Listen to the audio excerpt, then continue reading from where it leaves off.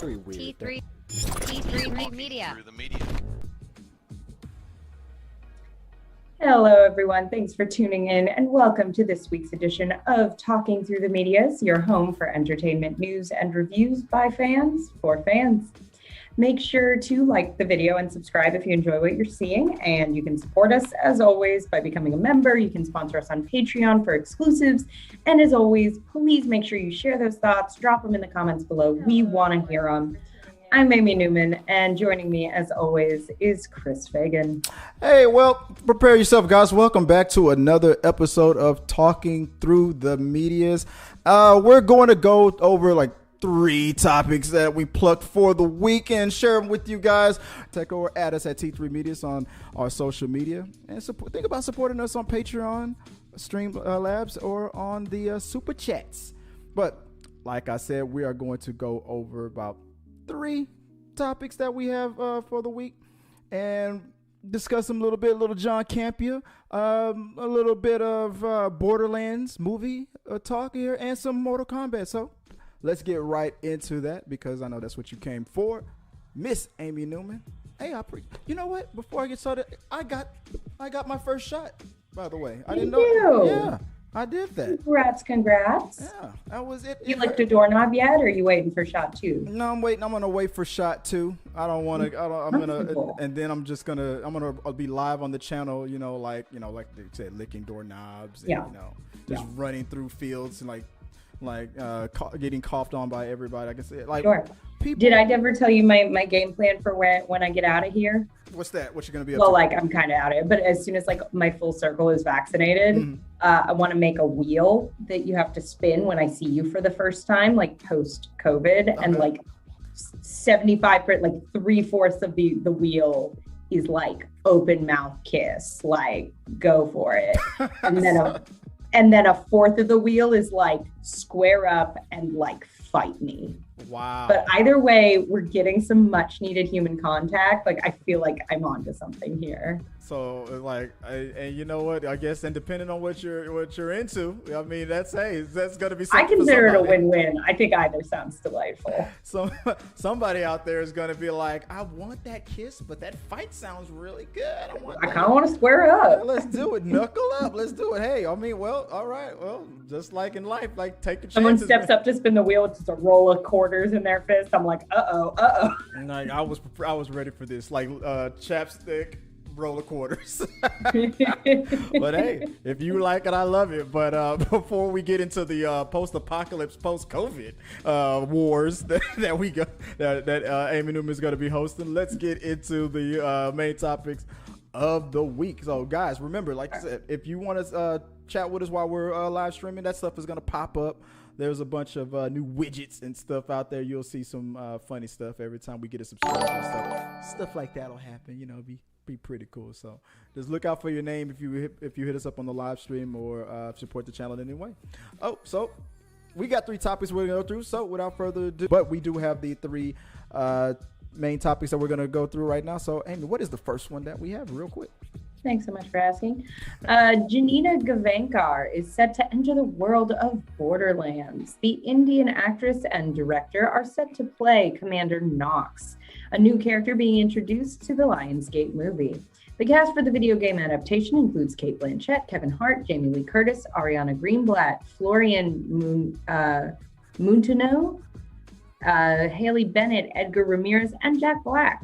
A feature film based on the popular video game set on the abandoned fictional planet of Pandora, where people search for a mysterious relic. Directed by Eli Roth, and starring all of the cast we mentioned, and now Janina Gayankar. Is it Gayankar? I'm sorry, I had the Y cut off earlier. Yep, it is. Sorry. So, a little known trivia for Janina there. Is that Amy can't pronounce her name? I'm so sorry. No, it's. I mean, me and her actually go way back, man. Like best friends. She doesn't know because it's not true, but I mean, we used to date in elementary school, like 3rd grade, man. She was like young. So Janine, call. I mean, I miss you, man. This actress has been one of my favorite actresses for years. I remember the first thing I've ever seen her in. I think it was True Blood. And it was a typical I'm trying to thing. think if I know her from anything. It was first thing was True Blood, then she's done a lot of things, but the second thing that I noticed it is Gavankar. I'm sorry. I'll get it right. Next thing I noticed her in was she also starred in a Star Wars novel that was kind of half featured in one of the video games. It's like you could play the video game, then you can learn about this character in the novel. It turns out she's a huge geek, one of the This is like one of those people, like a Ryan Reynolds type of thing, or a Henry Cavill type of a person. Like, it's not fair that Ryan Reynolds and Henry Cavill and whatnot have all this great talent, have the all these great looks, and on top of that, they're seem to be the nicest people in the world. It's this is crazy. It's not fair. Why can't they be my best friends and call me every weekend, right? But she seems to be one of those people, and I fell in love with this person. Maybe just on one show. Obviously a typical thing, oh my gosh, she's so beautiful.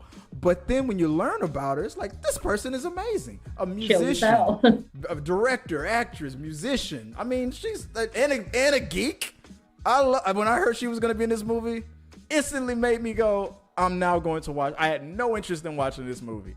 It's like someone got back in line when they were giving out the good traits. Come on. I'm working with half a good quality here, Janina. I'm barely making it on a gift, and she has all the damn talent. Come on. Yeah. but no, I was interested in watching Borderlands, this video game based movie, because I heard that's a pretty stacked cast. Yeah, Kevin Hart, and I was like, what? Kevin Hart? I mean, I feel like Jamie Lee Curtis is always cool. I'll be always solid, always a classic, but I had no interest in watching this movie until I heard the cast that they were getting. I'm like, okay, they're really taking this one seriously. I couldn't. Honestly, the real reason the thing that made me go, I'm gonna watch it definitely, was when I heard Kevin Hart was in it, because I was like, is he gonna be funny, or is he going to be a serious? I can't tell. Usually a movie I can tell he's gonna definitely be funny in this one. But this, I wouldn't be surprised if it's serious or comedic. I'm hoping serious. That'd be fun. That would be fun for me. See how he does. Because I like it when he does drama, when he tries to flex that muscle. What about you? I know you're not really much of a gamer, as great as an awesome gamer as I am. But come on, Borderlands. I mean, you and Eric. I mean, you got to be playing Borderlands, right? I've never played Borderlands. I am not super familiar. I've never played it either. I'm not gonna lie. But I think that's always interesting too. Of how can they? You're obviously. Here's the thing. They're coming in with this cast. They're coming in with Eli Roth. They're clearly going to try to, and I know it's a very popular game, but you don't put that level of talent and money behind something if you are not going to try to make it as accessible as possible for people who aren't familiar with the game. You wouldn't be getting these actors if it was going to just be that's great if you've played the game. So I will be curious to see sort of how they build that out and make it accessible while still, making the fans happy, if they can do it. You're right. And they've been saying it for a long time, that is it time for the video game revolution for movie adaptations to begin? Because we've been getting all these sucky movies for years. And it's ironic that it was Sonic the Hedgehog that's kind of started it off. I believe, if I'm not mistaken, this was the first major motion picture release video game movie to get Resident Evil. Resident Evil got a bunch of sequels, but did it make as much money as Sonic did? I think Sonic the Hedgehog made the most any other video game movies made so far. I might be wrong about that. I'm gonna have to look that up. But Sonic the Hedgehog was a recent success that's making me hopeful for the future of video game adaptations, because it's been horrible. Yeah. And we'll talk about it. Which is a shame, because it is such a, I think video games have really come up in the last, decade or so. Not that there wasn't always good work happening, but really become the translation, a contender, and you can have some incredible narrative storytelling as well, and some really interesting worlds. So why not use those? Why not tap that? Right. Yeah, that's what I always say. Why not tap that?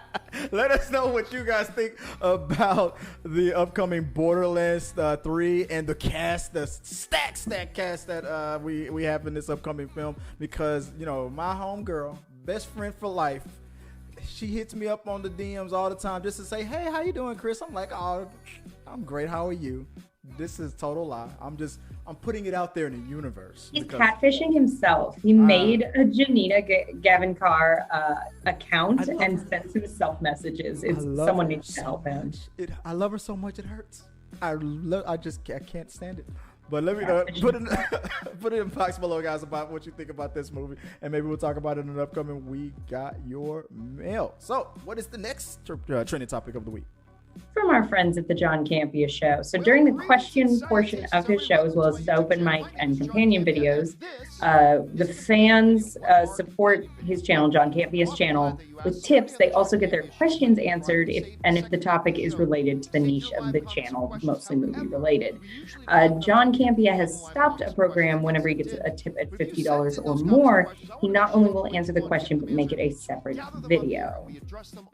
Chris, I believe you're taking the story from here. I believe I am. See, well, guys, what recently happened with the John Campea show was that he finally got one of my questions in after, I don't know, like 30 attempts. I've supported this channel with so much money, but I do it because I support him, and I like to support his work. But I wasn't getting any of my questions answered because there was a glitch. The money was going through, but the question wasn't. So recently, I finally got it. I figured out the problem. I got it to work. So I'm not gonna go off the rails. My lawyer was about to contact John, but we fixed it. We settled it out of court. But my question that got through was about this whole thing about his. He's had a policy where if he gets $50 or more on a tip on a question, he'll make it its own separate video and focus on your question. Not only will he answer it, but he'll also pluck it out and answer it again and give you as like a personal, hey, thanks for your supporting the channel on that level, and let's answer your question. And he'll maybe use that graphics or all this good stuff.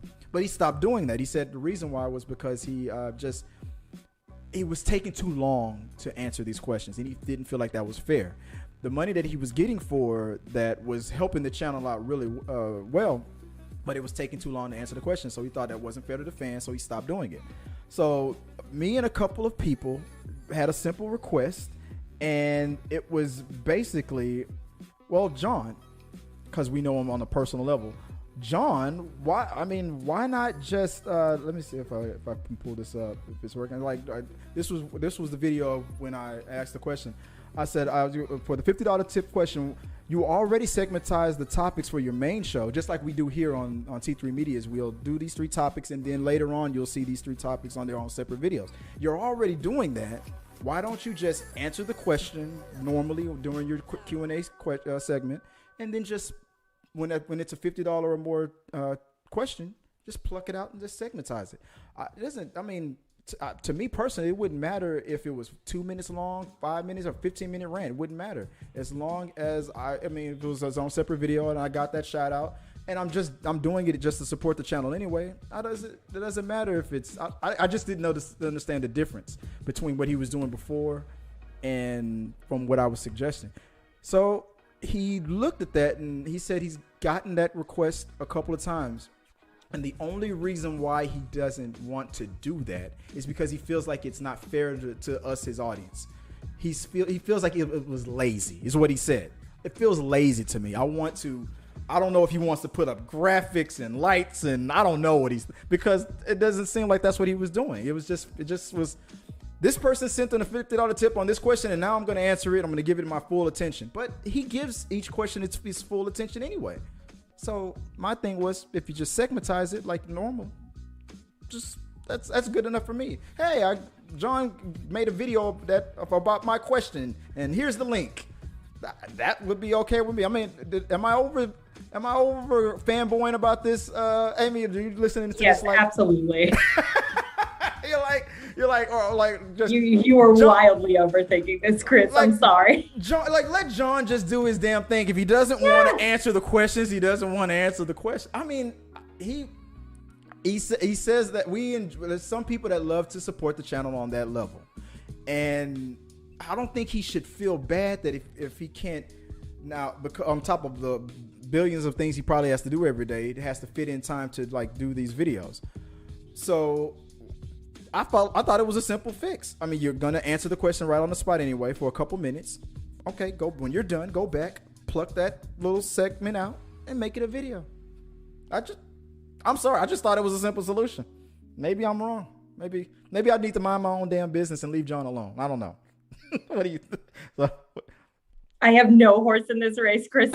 You're gonna leave me hanging out there, guys. If you are a fan of the John Campea Show, and if you've seen those videos that I'm talking about, I'm team let the man do what he wants to do. I mean, if you like to support John on that level and want to see the return of those segmentized, individual videos with your questions because you sent that much of a tip in, let John know that idea works, or maybe it doesn't. Tell him, hey, Chris doesn't know what the hell he's talking about. Just leave it alone, John. Don't worry about it. Don't feel bad, John, because Chris doesn't know what he's talking about. Or if you agree with me, he said if enough people make that suggestion, then that's what he'll do.